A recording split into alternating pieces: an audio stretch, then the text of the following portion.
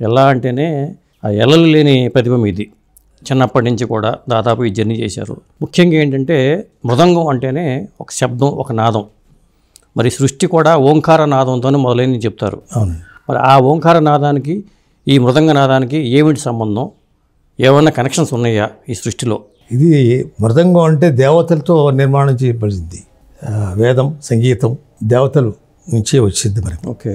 మృదంగ శబ్దం అంటే దాంట్లోనే ఓంకారం ఉంటుంది, లయ సంబంధించినది.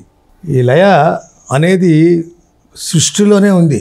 అదే సృష్టి అంటేనే సృష్టి. అవును. తర్వాత ఈ మన గ్రహాలు కూడా లయబద్ధంగా నడుస్తాయి.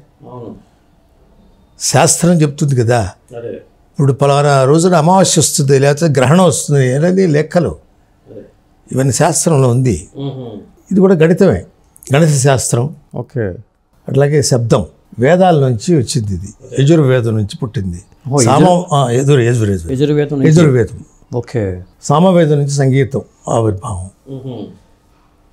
ఇది పరమశివుడు నృత్యానికి సంబంధించి శివతాండవం చేసినప్పుడు మహావిష్ణువు మృదంగం పలికించారు.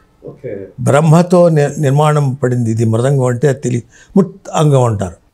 మృత్ అంటే మట్టి అనుకుంటా బహుశా, అంతే కదా. దీనికి పెద్ద శాస్త్రం ఉంది. తర్వాత బ్రహ్మగారు ఇది ఒక మృదంగం అనేది, మృతంగం అనేది సృష్టింపబడింది. మృజాసురుడు అనే రాక్షసుని వధించి ఆ చర్మంతో పొదిగారు ఇది ఈ మృదంగంతో. మహావిష్ణు భక్తుడతను మృజాసురుడు అనే రాక్షసుడు అప్పట్లో ఈ శాస్త్రంలో ఉంది. ఓకే.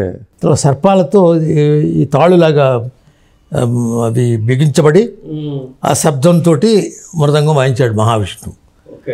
తర్వాత విఘ్నేశ్వరుడు, నందీశ్వరుడు, భృంగి ఇలాంటి ఇత్యాది దేవతలందరూ కూడా ఒక్కొక్కసారి పరమశివుడి తాండవానికి వాయించినట్టుగా మన పురాణాల్లో చెప్పబడి ఉన్నది. తర్వాత ఇది మృదంగం అంటే మధ్య భాగం భూమి, కుడి భాగం సూర్యుడు, ఎడమ భాగం చంద్రుడు. ఓహో, మనకెట్టా సూర్యనాడి చంద్రనాడి అంటాం యోగ శాస్త్రంలో. అది యోగా. దీనికి యోగాకు సంబంధించింది కూడా ఉంటుంది.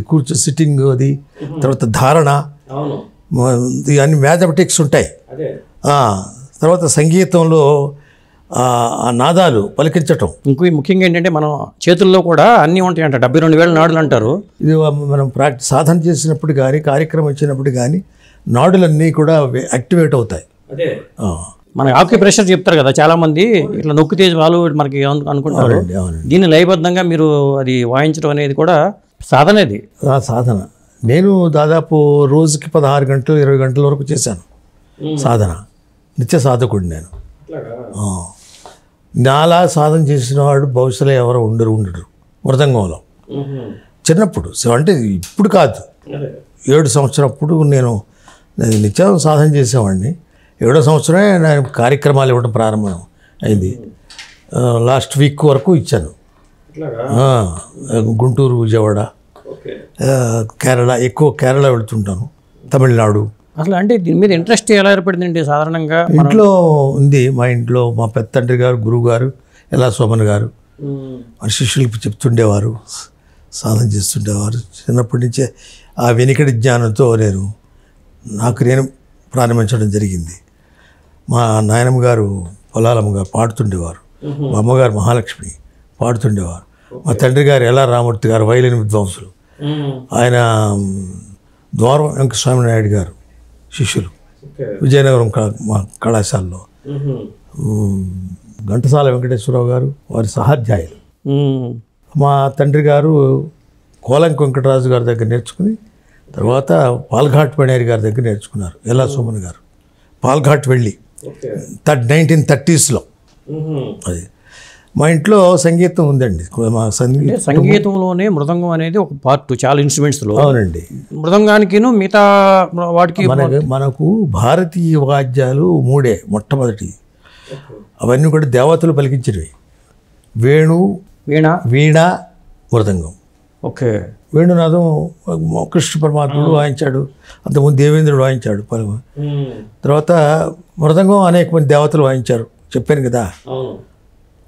విఘ్నేశ్వరుడు, నందీశ్వరుడు, భృంగి వీళ్ళందరూ వాయించారు. తర్వాత వీణ సరస్వతమ్మ వారు వాయించింది. బ్రహ్మ తాళం వేస్తుంటాడు.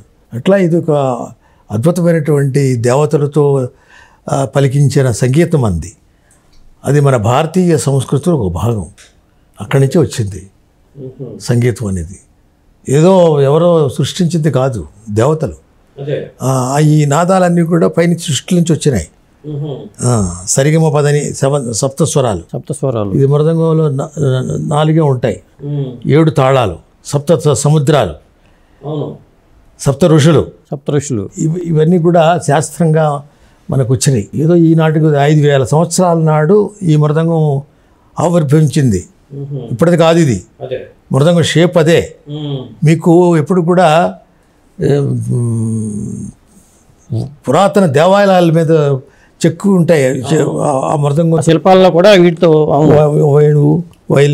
వైలిన్ మంది కాదు, అది పాశ్చాత్య సంగీతం, మంది కాదు.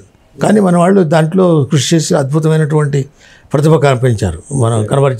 నాయుడు గారు కానీ, మైసూరు దొరస్వామి చౌడే గారు, అనేక మంది మహావిద్వాంసులు ఉన్నారు.